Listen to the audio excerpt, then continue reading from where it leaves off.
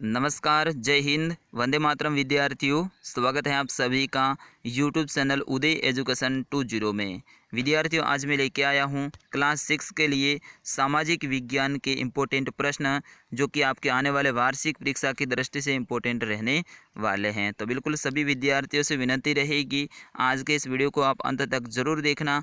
अगर आपको इनमें से किसी प्रश्न का आंसर आता है तो ज़रूर आप वीडियो के कमेंट बॉक्स में लिख सकते हैं। विद्यार्थियों, पहला प्रश्न है, इसमें आपको अब सद के रूप में 4 ऑप्शन मिलेंगे और उनमें से एक ऑप्शन को सही उत्तर के रूप में आपको चॉइस करना है। तो पहला प्रश्न है आपकी स्क्रीन पे कि देशांतर रेखाओं की कुल संख्या है वो कितनी है। साथियों, ये प्रश्न है, ये 1 नंबर का रहेगा। तो इसका सही आंसर होगा ऑप्शन नंबर क 360। देशांतर रेखाएं होती हैं वो कितनी होती हैं? 360 होती हैं, जो कि अपने ग्लोब में उत्तर से दक्षिण की ओर खींची जाती है। और विद्यार्थियों, अक्षांश रेखाएं होती हैं, उनकी संख्या होती है 180 और ये पूर्व से लेकर पश्चिम की ओर खींची जाती हैं। ये भी फैक्ट आप ध्यान रखना। बढ़ते हैं विद्यार्थियों अगले प्रश्न की ओर। पृथ्वी की सूर्य के चारों ओर की गति को क्या कहा जाता है? विद्यार्थियों, इम्पोर्टेंट ये प्रश्न है, तो बिल्कुल अगर आपको आंसर आता है तो ज़रूर आप कमेंट बॉक्स में लिख सकते हैं। तो पृथ्वी की सूर्य के चारों ओर की गति को परिक्रमण कहा जाता है। क्या कहा जाता है विद्यार्थियों? परिक्रमण कहा जाता है। तो ऑप्शन नंबर ख रहेगा इसका सही उत्तर। बढ़ते हैं अगले प्रश्न की ओर। नीले रंग का इस्तेमाल किसे दिखाने में किया जाता है? तो विद्यार्थी, इसका सही आंसर होगा ऑप्शन नंबर क, जलाशय को। अपन नीले रंग को जलाशयों को दिखाने के लिए करते हैं उपयोग में, जैसे कि कोई कुआं है या फिर कोई तालाब है या फिर कोई नदी है या फिर कोई नहर है, तो उनको दर्शाने के लिए अपन नीले रंग का उपयोग करते हैं। बढ़ते हैं अगले प्रश्न की ओर। दिक्सूचक का उपयोग किया जाता है। तो विद्यार्थियों, इसका उपयोग करते हैं दिशाओं का पता लगाने के लिए, यानी मुख्य दिशा का पता लगाने के लिए। अपना ऑप्शन नंबर ख रहेगा इसका सही उत्तर। बढ़ते हैं विद्यार्थियों अगले प्रश्न की ओर। वायुमंडल में किस गैस का प्रतिशत सर्वाधिक है? बिल्कुल अपन सभी जानते हैं, वायुमंडल में सर्वाधिक मात्रा में पाई जाने वाली गैस है वो है नाइट्रोजन। ऑप्शन नंबर क रहेगा इसका सही आंसर। और विद्यार्थियों, नाइट्रोजन है ये लगभग 78% क्षेत्रफल में अपने वायुमंडल में पाई जाती है। दूसरी बड़ी गैस है विद्यार्थियों, वो है ऑक्सीजन और ये लगभग 21% पाई जाती हैं। बढ़ते हैं अगले प्रश्न की ओर। यहाँ पे आपको रिक्त स्थान की पूर्ति करनी है। तो बिल्कुल प्रश्न संख्या 2 है, रिक्त स्थान की पूर्ति करनी है और प्रत्येक प्रश्न है इसमें 1-1 अंक का रहेगा। देखते हैं पहला ऑप्शन क, तारों की एक बहुत बड़ी प्रणाली को डैश डैश डैश कहा जाता है। तो क्या कहते हैं विद्यार्थियों? तारों की एक बहुत बड़ी प्रणाली को अपन आकाश गंगा कहते हैं। क्या कहते हैं?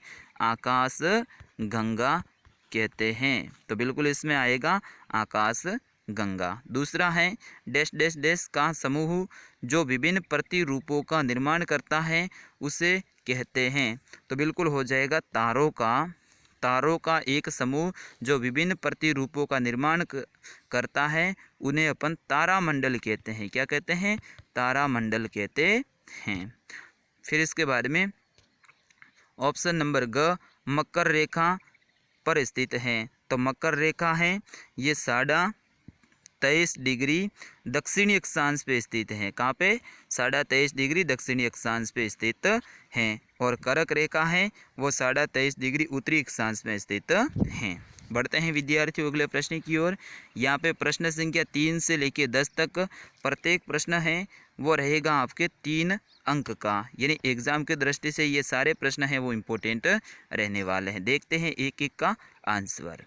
पहला प्रश्न है इसमें तीसरा कि अक्षांश एवं देशांतर रेखाएं क्या हैं। तो बिल्कुल अपन ग्लोब के द्वारा अपन समझेंगे। यहाँ पे जो आड़ी लाइनें खींची जाती है पूर्व से पश्चिम की ओर, इन्हें अपन अक्षांश रेखाएं कहते हैं। और खड़ी लाइनें अपन जो खींचते हैं जो कि उत्तर से दक्षिण की ओर होती है, इन्हें अपन देशांतर रेखाएं कहते हैं। विद्यार्थियों, अक्षांश रेखाओं की संख्या होती है 180 और देशांतर रेखाओं की संख्या होती है वो होती है 360। ये आप ध्यान रखना। बढ़ते हैं अगले प्रश्न की ओर। प्रश्न संख्या 4, कर्क रेखा का अक्षांशीय मान क्या है? अभी मैंने आपको बताया था कर्क रेखा का अक्षांशीय मान है 23.5 डिग्री उत्तरी अक्षांश। ये आप ध्यान रखना। और ये कर्क रेखा है, ये भारत के बीचों बीच से होकर गुजरती है, भारत के 8 राज्यों से होकर गुजरती है और अपने राजस्थान के दक्षिणी भाग से होकर गुजरती है, डूंगरपुर और बांसवाड़ा जिलों से। प्रश्न संख्या 5, घूर्णन एवं परिक्रमण को परिभाषित कीजिए। तो घूर्णन क्या होता है? पृथ्वी का अपने अक्ष पर घूमना घूर्णन कहलाता है और ये चक्कर है पृथ्वी अपने अक्ष पे 24 घंटे में एक बार पूरा कर लेती है।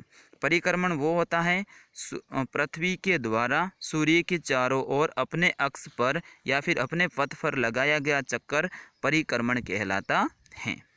और ये एक परिक्रमण या फिर एक चक्कर है वो 365 दिन और 6 घंटे में पृथ्वी पूरा करती है।